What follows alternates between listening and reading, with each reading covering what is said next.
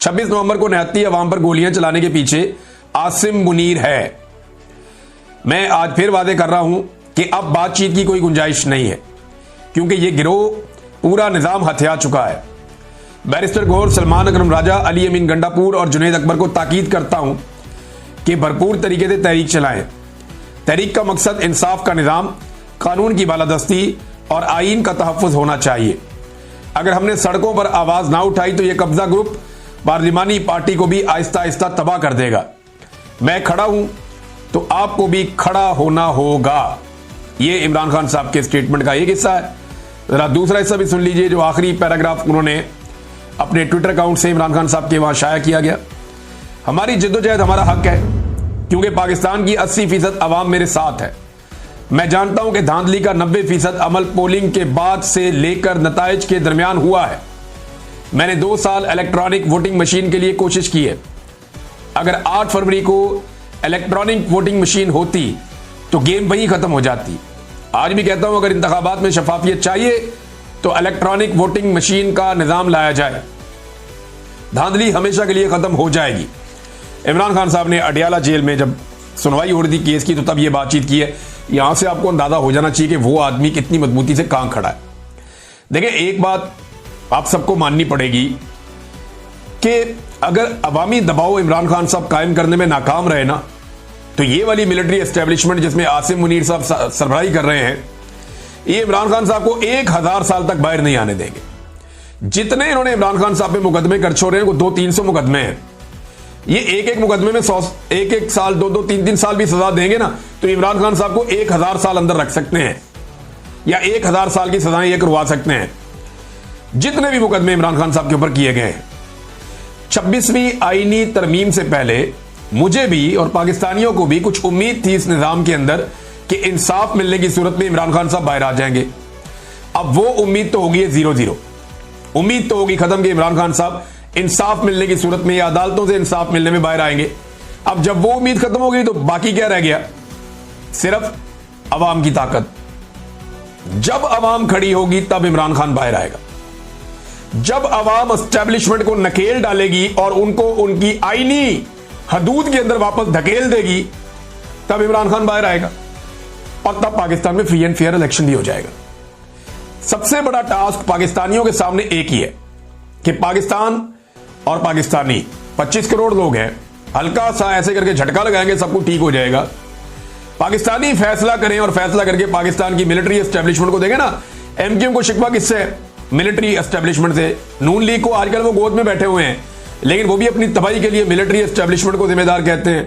Peoples party जो है वो जुल्फिकार जी भुट्टो के कत्ल से लेकर बेनजीर भुट्टो की शहादत तक, और आज तक वो ये कहती है कि जी मिलिट्री एस्टेब्लिशमेंट ने किया जो किया। बाचा खान से लेकर आज तक एएनपी मिलिट्री एस्टेब्लिशमेंट को सारे मसाइल का जिम्मेदार समझती है। ये सिर्फ मौलवियों की थोड़ी बहुत जमातें अगर आप बीच में से निकाल दें तो बाकी सारे तो एस्टेब्लिशमेंट के खिलाफ हैं। जितनी अवामी पॉलिटिकल पार्टीज हैं पाकिस्तान में बड़ी, पीटीआई समेत, ये सारे तो एंटी एस्टेब्लिशमेंट है। अंदर से तो इनके अंदर ये सोच है कि इन्होंने हमें तबाह किया, यहां तक पहुंचा दिया है।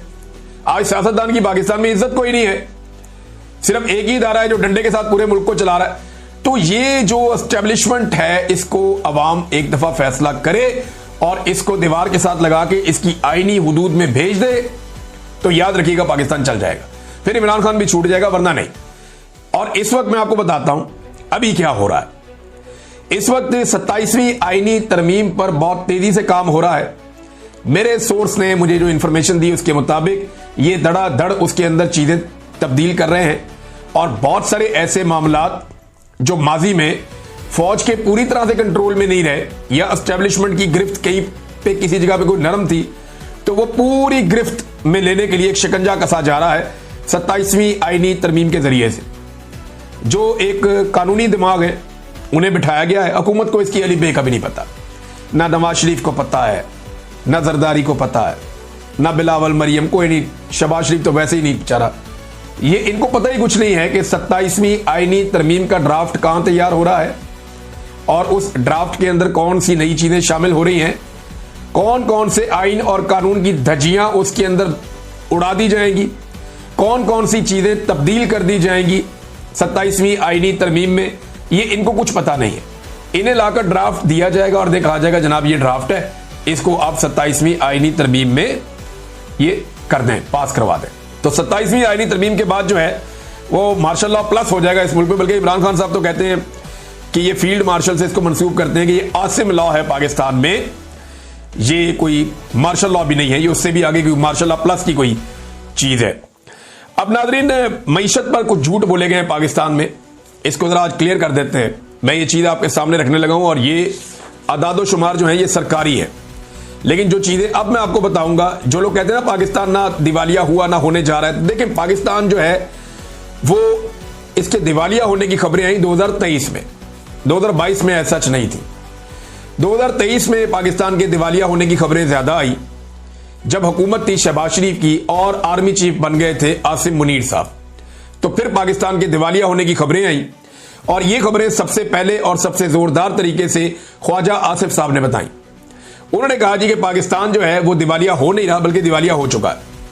पूरी इन्होंने कोशिश की कि ये दिवालियापन इमरान खान साहब के खाते में डाल दिया, लेकिन अल्लाह ताला बड़ा बेनियाद है, उसने मदद की और इनके अपने अंदर से गवाहियां आना शुरू हो गई सरकारी आदादो शुमार के मुताबिक कि इमरान खान के दौर में जो कौमी खजाने के अंदर पैसा पड़ा हुआ था वो पाकिस्तान का पैसा था और वो पाकिस्तान के पास लगभग 16 अरब डॉलर पाकिस्तान के अपने रिजर्व के अंदर पड़े हुए थे और उस दौर में किसी किस्म का कोई पाकिस्तान डिफॉल्ट होने नहीं जा रहा था।